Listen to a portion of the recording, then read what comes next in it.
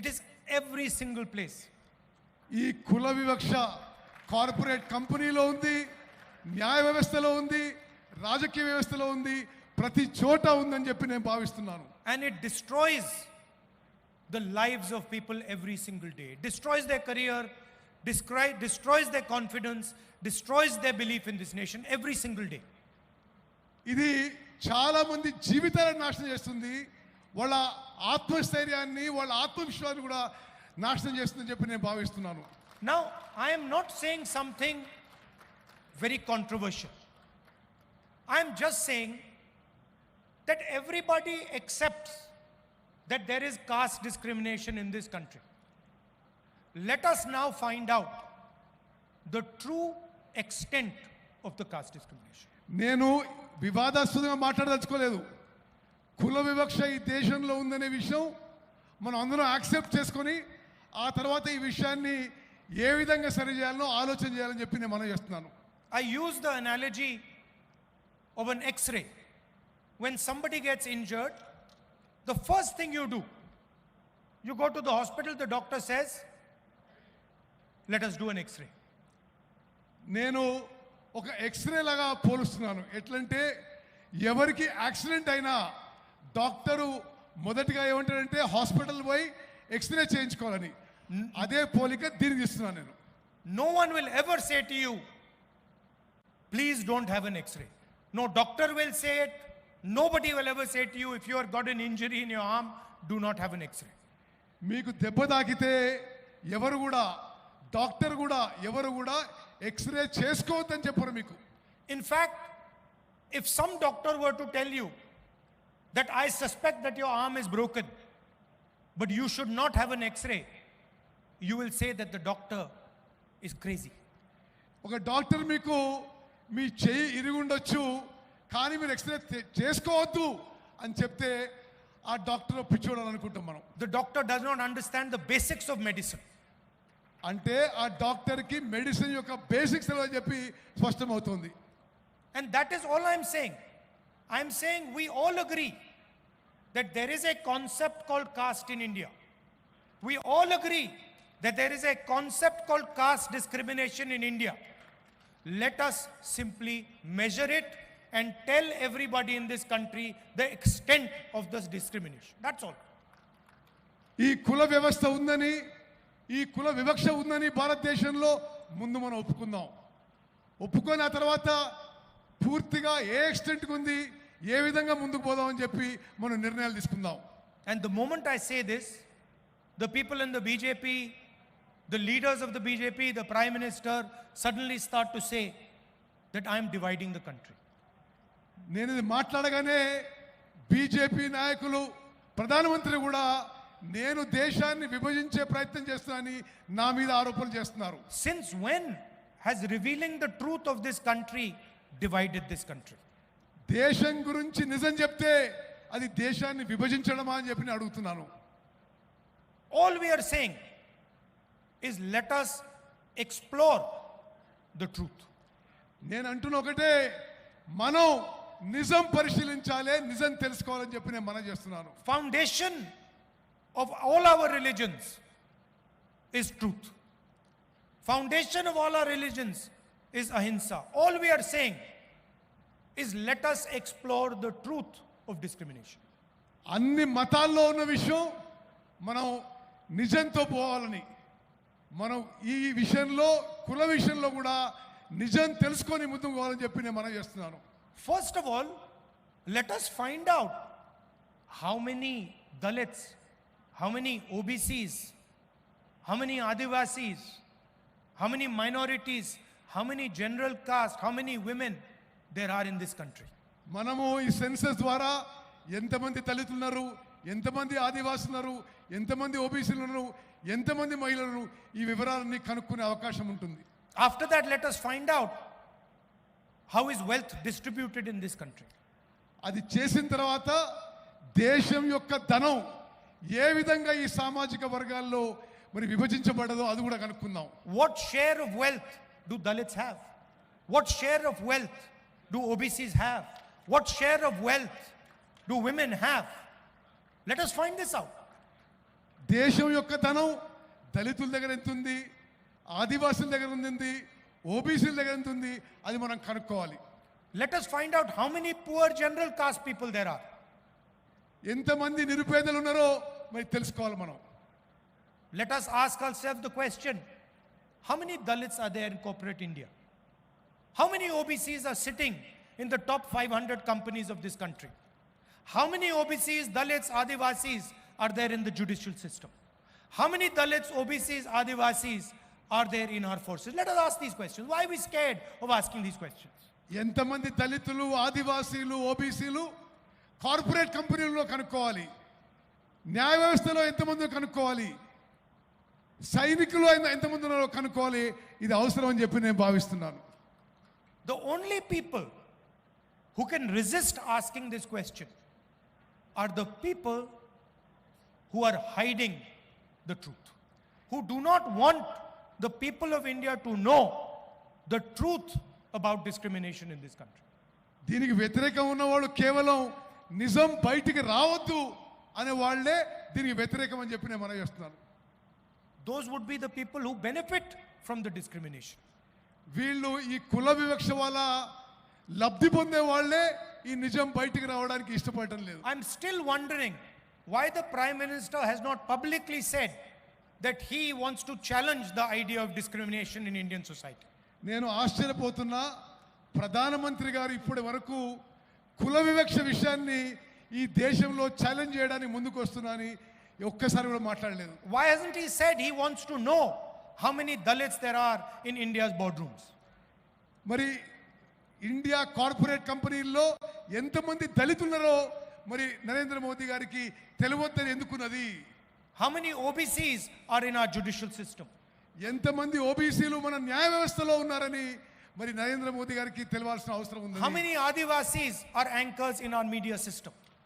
ఎంతమంది ఆదివాసీలు మన మీడియాలో యాంకర్ల పాత్ర పోషిస్తున్నారు కూడా తెలియాల్సిన అవసరం ఉంది. Why is he scared of asking these questions? ప్రధానమంత్రి గారు ఈ ప్రశ్నలు అడగడానికి ఎందుకు భయపడుతున్నాడు? I committed on behalf of the Congress party in Parliament House that we will carry out a national caste census. నేను కాంగ్రెస్ పార్టీ తరఫున పార్లమెంట్లో స్పష్టంగా చెప్పిన మేము జాతీయ స్థాయిలో క్యాస్ట్ సెన్సస్ చేస్తామని హామీ ఇవ్వడం జరిగింది. And we will demolish the artificial barrier of 50% reservations that has been placed in front of this country. ఇప్పటి వరకు ఏది ఉందో 50% వరకు రిజర్వేషన్స్ అది మేము ఎత్తేస్తామని చెప్పి నేను మనవి చేస్తున్నాను. And for me, Telangana is the model of the national caste census.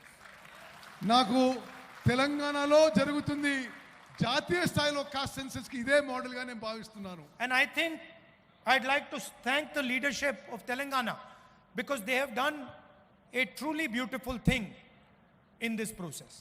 Telangana నాయకత్వాన్ని మనస్ఫూర్తిగా అభినందిస్తున్నాను. ఈ ఎక్సర్సైజ్ లో చాలా బాగా ముందుకు పోవాలని చెప్పి నేను మనవి చేస్తున్నాను. And when I was coming here in the car, I was thinking to myself, we do not want a bureaucratic caste census. నేను కారు వచ్చి అనుకున్నా బ్యూరోక్రసీ ద్వారా చేసే క్యాస్ట్ సెన్సస్ మాకు వద్దు. We don't want some bureaucrat sitting in some corner somewhere to decide the questions that the caste census will ask our people. ఏ బ్యూరోక్రాటో అధికారియో ఆ caste census లో ఏ questions అడగాలని వాళ్ళు డిసైడ్ చేయొద్దని చెప్పి నేను భావిస్తున్నాను. Because in fact this will be an insult to the people of India. అది తెలంగాణ ప్రజలను అవమానించమని చెప్పి నేను భావిస్తున్నాను. We want the people of India to ask and decide what questions are going to be asked in the census. మేము సామాన్య ప్రజలు నిర్ణయం చేయాలి ఏ ప్రశ్నలు అడగాలి ఏ ప్రశ్నలు అడగాలని చెప్పి. We want the Dalits, the OBCs, the Adivasis, women, we want them to decide exactly what questions are going to be asked. నేను కోరుకునేది దళితులు, ఆదివాసీలు, ఓబీసీలు వీళ్ళు నిర్ణయం చేయాలి ఎటువంటి ప్రశ్నలు అడగాలని చెప్పి నేను. And as a result we will not just get a caste census, we will get a political instrument, a developmental instrument that will define how this country will progress. అయితే దాని ద్వారా కులగణనే కాదు అభివృద్ధికి ఏ విధంగా ముందుకు పోవాలి, రాజకీయాలు ఏ విధంగా పోవాలి, రాజకీయాలు ఏ విధంగా ముందుకు పోవాలని ఒక మార్గం ఏర్పడుతుందని చెప్పి నేను భావిస్తున్నాను. Please understand that what we are designing here is not simply a caste census.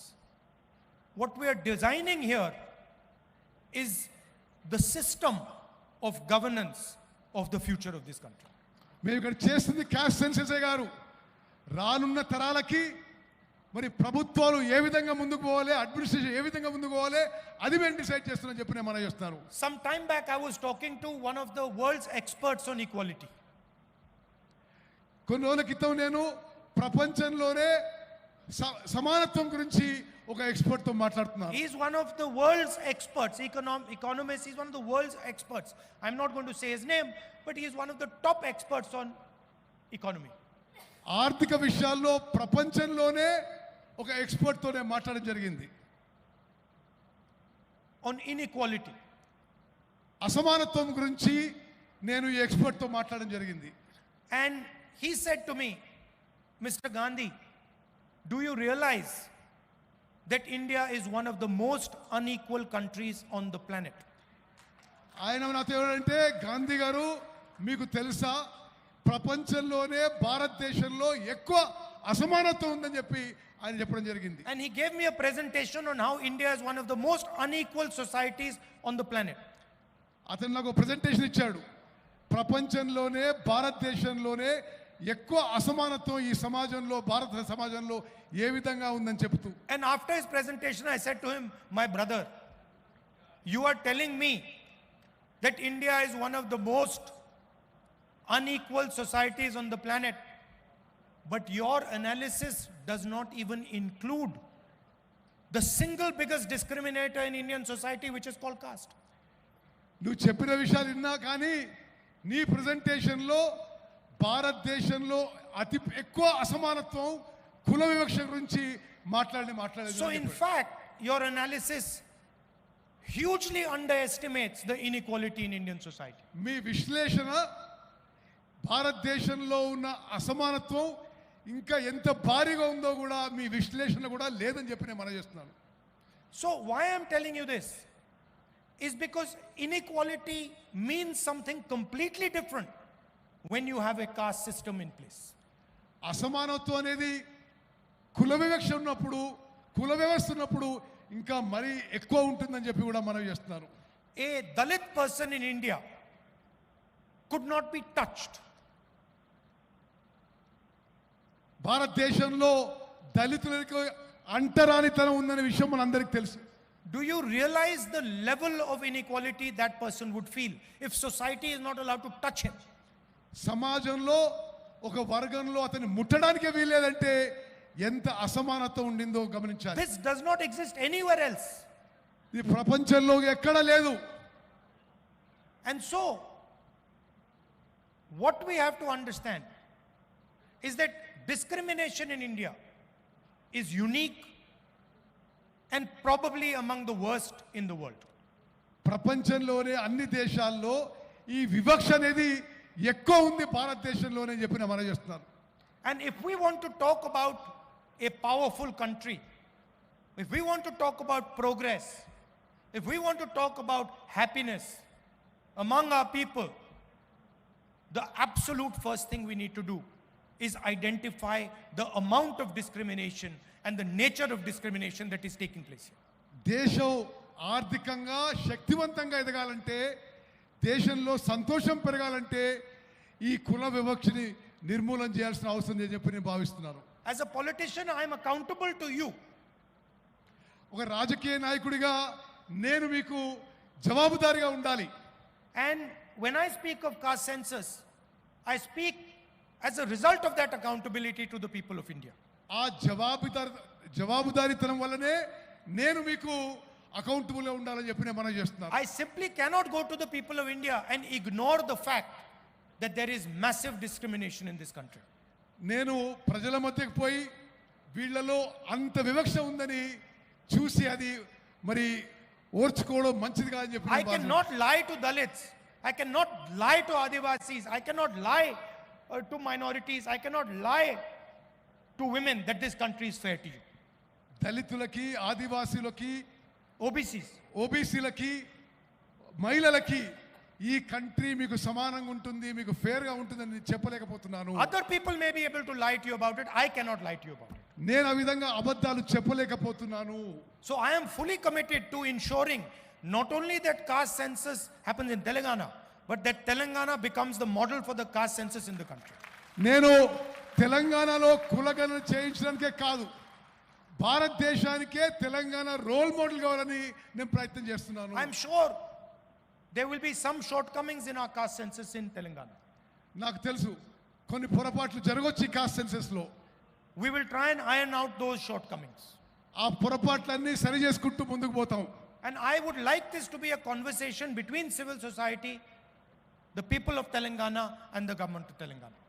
ఇది సివిల్ సొసైటీ, ప్రజలు, తెలంగాణ ప్రభుత్వం మధ్యలో ఒక సంభాషణలాగా ఉండాలని చెప్పి నేను కోరుకుంటున్నాను. Because we want to develop a framework of progress, a framework of development for the entire nation, and Telangana is the first step in doing that. మొత్తం భారతదేశంని తెలంగాణలో ఇప్పుడు చేస్తున్న ప్రక్రియని ఇది రోల్ మోడల్ గా చేసి భారతదేశం మొత్తం కూడా చేస్తామని చెప్పి మనం చేస్తున్నాం. And so I'd like to thank all of you who have come here, given your valuable time. I'd like to thank senior leaders of the Congress Party, Chief Minister, others, Deputy Chief Minister, PCC President. I'd like to thank all of you for your time, and I'm very, very proud that Telangana, the government of Telangana, is taking this step.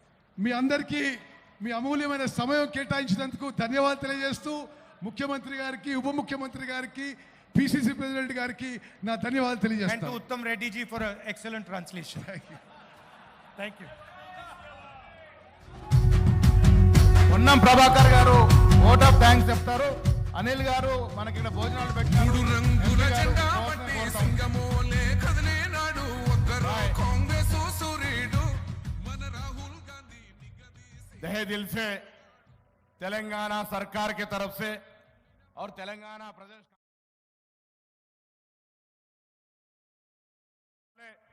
Telangana एक role model होगा इतिहास में, देश की दिशा दशा बदलने के लिए मैं बात कहते हुए